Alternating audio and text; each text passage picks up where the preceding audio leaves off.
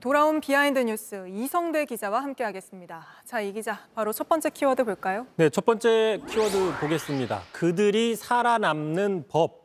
국민의힘 최다선 의원이죠. 주호영 국회 부의장 6번 당선이 됐는데 오늘 국민의힘 연찬회에서 후배들에게 다선으로 가는 비법에 대해서 전수를 했습니다. 자, 먼저 이야기를 했는데 뭐냐. 자, 첫 번째 보시면 반드시 전화가 오면 받아야 된다. 못 받으면 콜백을 해야 된다. 술 마시고 전화 받으면 안 된다. 당연하죠. 또 보안 필름을 붙여야 된다 얘기를 했고요. 네. 그런데 이제 가장 귀에 솔깃할 게 바로 2번이지 않을까? 알짜 팁입니다. 자, 과연 어떻게 해야 후원금을 많이 모집할 것이냐라고 얘기를 했는데 그 비법 직접 들어보겠습니다.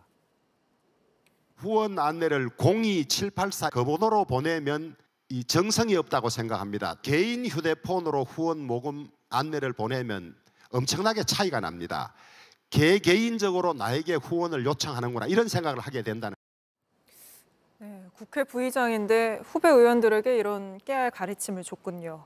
보안 필름 같은 경우에는 여당에서 이슈가 된 적이 있었죠? 그렇습니다. 그 국회 회의장에서 사진이 찍히는 경우 셀 수 없이 많죠. 자, 현 정부 들어서 가장 논란이 됐던 그 문자 노출 사건 한번 가져와 봤습니다. 이른바 체리따봉 사건이었죠. 네. 약 2년 전이었습니다. 당시 권성동 당대표 직무대행과 윤 대통령이 주고받은 텔레그램 메시지인데 자, 대통령이 우리 당도 잘하고 있다. 내부 총질이나 하던 당대표가 박견이 달라졌다라고 얘기를 했고 이에 대해서 권성동 직무대행은 대통령의 뜻을 잘 받들겠다라고 이런 메시지를 주고받았는데 이게 언제냐면 당시에 이준석 당대표가 당원권 정지 6개월 징계를 받은 지 얼마 안 될 때입니다. 네. 따라서 대통령실이 여당의 당무에 개입한 게 아니냐 이런 큰 논란이 당시에 있었죠. 이런 그 사진이 찍혀서요.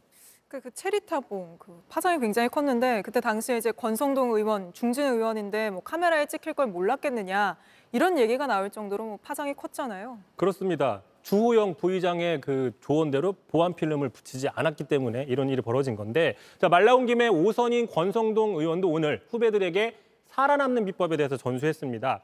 자, 언론 노출을 최대한 해라. 그러니까 문자 노출 말고 언론 노출을 최대로 해라. 다만 오버하지 말라. 이렇게 얘기를 했어요. 직접 들어보시죠.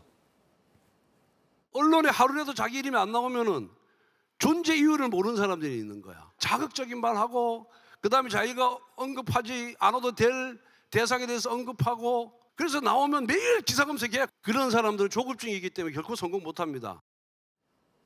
자, 자극적인 말하고 또 언급하지 않아도 될 대상을 언급한다.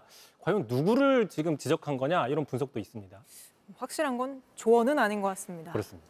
네, 다음 이슈 볼까요? 자, 두 번째 이슈 보겠습니다. 김 여사가 완강했다. 김건희 여사가 완강했다라는 겁니다. 네. 지금 의정 갈등이 계속되는 가운데 어제 윤 대통령이 의사들 2,000명 증언에 대해서는 재확인하는 입장을 밝혔습니다. 그런데 김건희 여사도 이 부분에 대해서는 강경했다라는 그 증언이 처음 공개가 됐는데요. 자, 진중권 교수였습니다. 연초에 김건희 여사와 1시간 정도 통화했다는 사실을 공개한 적이 있었죠. 네. 당시에 그 명품백에 대해서 주변에서 사과하지 말아라 이런 내용을 폭로를 했었는데 이 통화하는 과정에서 그 의대 증언에 대해서도 논의를 했다는 겁니다. 직접 들어보시죠. 아니 2,000명이나 정원에 정수에 왜 이렇게 집착하느냐. 도대체 왜 나왔냐 2,000이라는 숫자가. 불리한 거다라고 내가 계속 얘기를 했거든요. 그랬는데도 그 부분은 굉장히 뭐랄까 완강하더라고요. 이거는 뭐 과학적으로 뭐 된 거고 블라블라블라블라블라 얘기하는데. 네, 국민의힘 연찬회에서도 뭐 여당 의원들 사이에서 왜 2,000명이냐 이런 얘기 나왔다고 하죠. 그렇습니다. 그런 상황인데요. 또 진중권 교수는 그 윤 대통령이 이 문제에 있어서는 또 경로를 했다. 이런 이야기를 들었다고 또 증언을 했습니다. 계속 한번 들어보시죠. 하여튼 그 얘기가 아마 불같이 또 경로를 한다. 아예 못하게 끊는다. 이게 지금 이런 상황이라는 거죠. 자, 어쨌든 일각에서는 대통령 부인이 국정 현안에 대해서 외부인과 거침없이 얘기하는 것, 또 이런 사실 자체가 아무 거리낌 없이 공개되는 것, 이 모든 것들이 좀 부적절한 상황이 아니냐 이런 지적도 나오고 있습니다. 네, 뭐 그런 지적이 나온 게 또 이번이 처음은 아니죠. 알겠습니다. 여기까지 듣겠습니다. 이성대 기자였습니다. JTBC 뉴스를 시청해 주셔서 고맙습니다. 저희는 저녁 6시 50분 뉴스룸에서 뵙겠습니다.